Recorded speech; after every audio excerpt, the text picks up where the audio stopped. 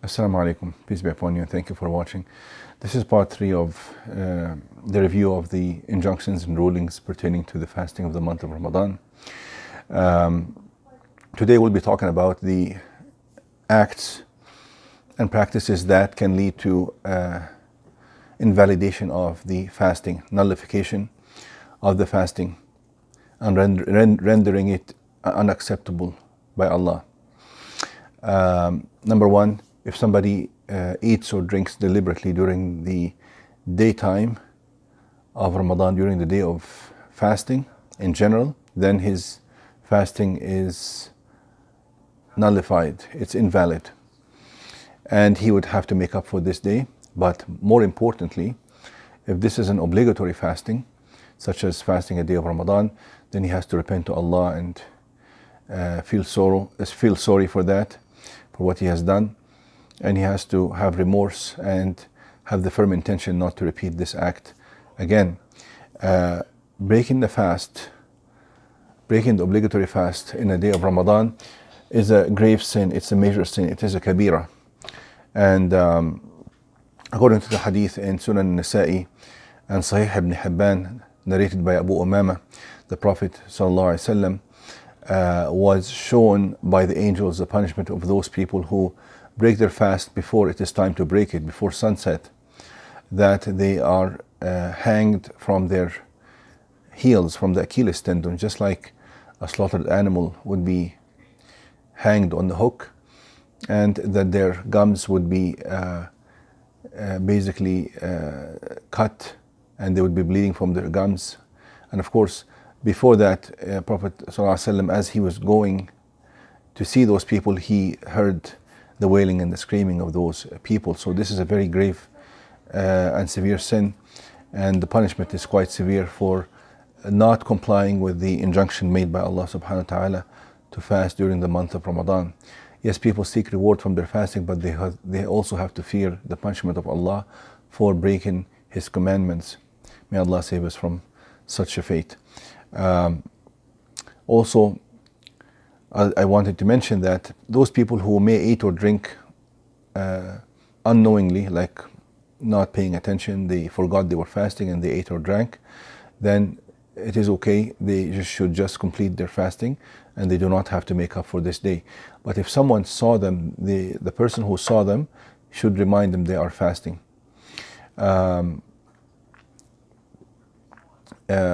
For somebody to swallow his own saliva, then that is okay. That does not affect the fasting. If somebody swallowed some leftover food between his teeth, that is very minute and unnoticed, then that is okay as well. However, if he noticed maybe some food between his teeth that went into his mouth, and he could actually feel it, then he should actually make sure he doesn't swallow it if he can help it. If he deliberately swallows it, then he would have broken his fast. If somebody smokes during the daytime in a fasting day, then his fasting is invalid. And of course, if he does that deliberately, again, he has to repent to Allah and make up for this day. If somebody broke their fast thinking that it was already Maghrib time, and he had a firm conviction that it was Maghrib time, and then it turned out to be that it was not Maghrib time, then he should resume the fasting and then break the fast at the Maghrib time.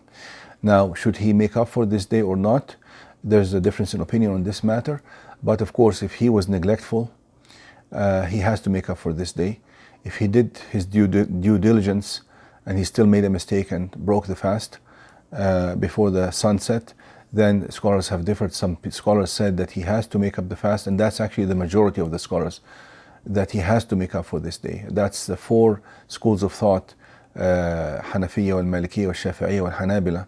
But only a few scholars said that he does not have to make up for this day. So to be on the safe side, yes, he has to make up for this day.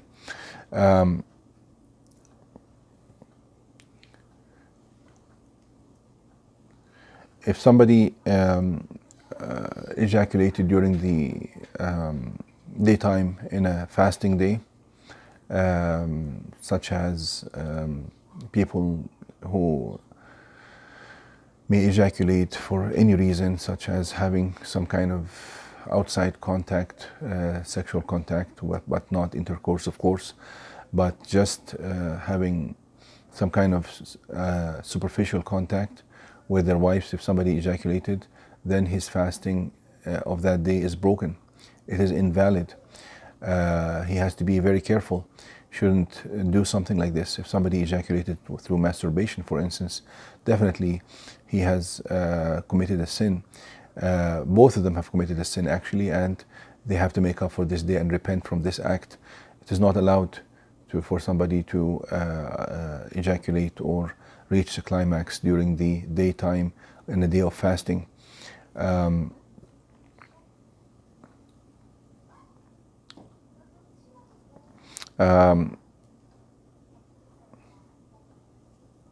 If somebody had a wet dream and he ejaculated while he was sleeping during a day of fasting, then that is okay. That does not affect his fasting because it is out of his control.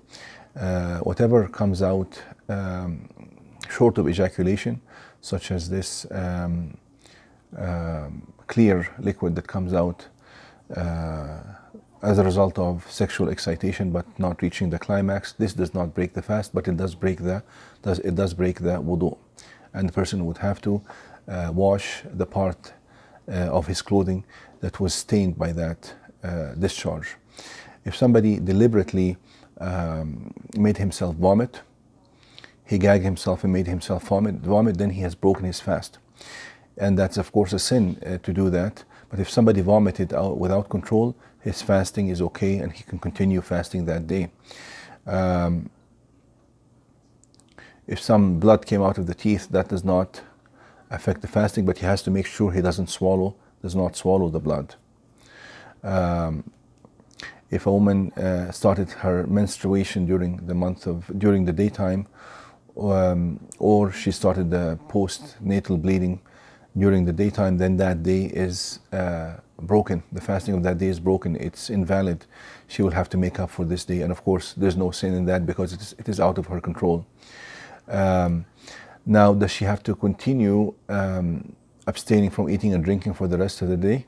No, she does not have to abstain because she's no longer fasting and she is excused.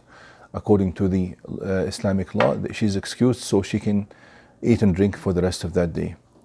As mentioned above, as mentioned before in video number 1, if somebody lost consciousness throughout the whole day from the break of the day till sunset, or lost his sanity, then that person throughout the course of the day, the whole day, without regaining consciousness at all at any point during the day, then that day is lost. He'll have to make up for it. But if he regained consciousness even for a short part of the day is valid. If somebody slept from before the Fajr time till the Maghrib time, his fasting is valid, but he has missed his Salah, which is a greater sin. Unless he could not help it, such as somebody who had not slept for days, then may Allah forgive him for that, and he would have to make up for his Salah, and his fasting is valid.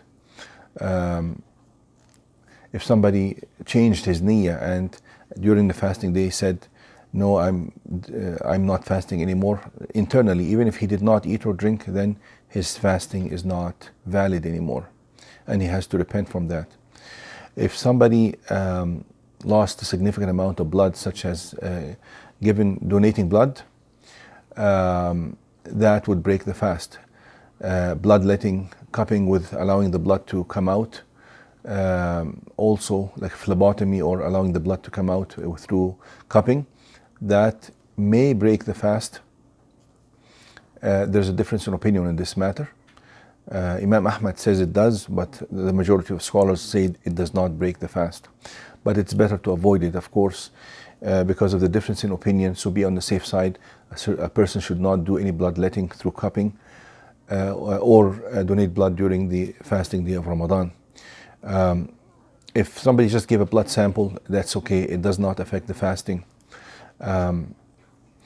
If somebody used an inhaler, like a nasal inhaler, a nasal spray, such as for allergies, or a Ventolin inhaler for asthma, or the likes of that, that does not affect the fasting.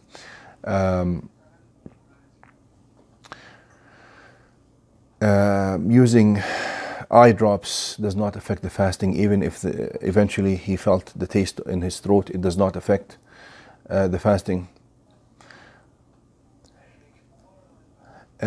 Even nasal drops would not affect the fasting, as long as he did his best to avoid it from getting to his throat. But if it went to his throat without control, like he felt the taste, it does not affect the fast, inshallah. If somebody had actual sexual intercourse with his wife during the day of Ramadan, or during the fasting day, obligatory fasting day of Ramadan, then he has committed one of the gravest and major sins during the month of Ramadan, and he will have to repent to Allah and make a firm intention not to do this again, and feel extremely sorry for that, and make up for this day, fast another day in its place. And on top of that, he will have to expiate for this grave sin. On top of making up for the day, he will have to fast 2 months continuous. 2 months continuous.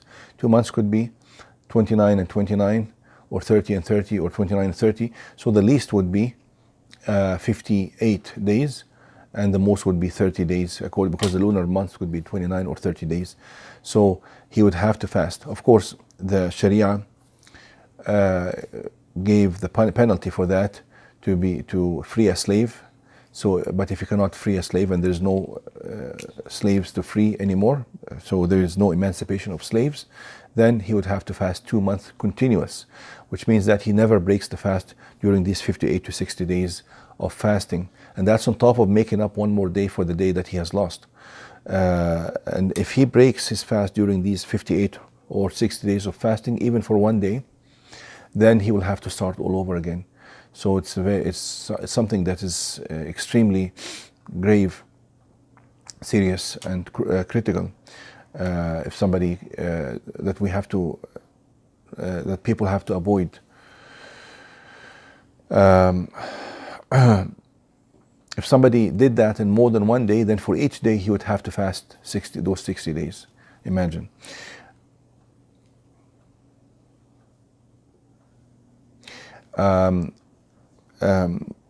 Renal dialysis, hemodialysis, for people who have renal failure. Hemodialysis, scholars have differed about that, whether it breaks the fast or doesn't, or invalidates the fast or doesn't. The stronger opinion is that it does not, because it's a matter of filtering the blood. But if nutrients are added to the blood somehow, such as adding fluids to the blood, such as normal saline or glucose, if adding fluids, then it would break the fast. Sublingual tablets used for instance, angina, they do not affect the fast. Suppositories, whether vaginal or rectal suppositories, they do not affect the fast.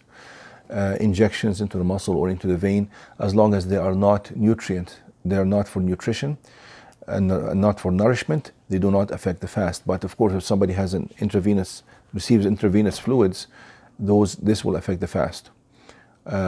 Oxygen will not affect the fast. If somebody uses home oxygen, it does not affect the fast at all. Catheters, endoscopy, upper GI endoscopy, or lower, such as colonoscopy, they do not affect the fasting either.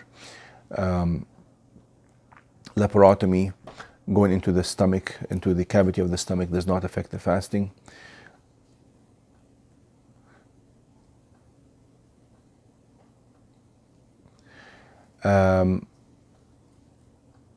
By this, also somebody to use miswak or a toothbrush with toothpaste, they should avoid, of course, as much as they can from avoid the toothpaste getting to their throat.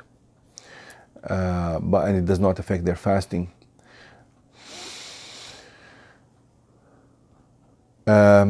Smelling incense, there's difference in opinion. To deliberately smell the incense and have this go into your nostrils and into your lungs, the scholars have differed. Some scholars said it does break your fast. So the Hanafiya and Malikiya, and this is the opinion of Sheikh Uthaymeen. However, the Shafi'i school of thought, it said it does not affect the fast, and this is the opinion of Ibn Taymiyyah as well. To smell perfumes, it's okay. That does not affect your fasting, and that's according to the consensus of the four schools of thought. The drops in the ear do not affect your fast.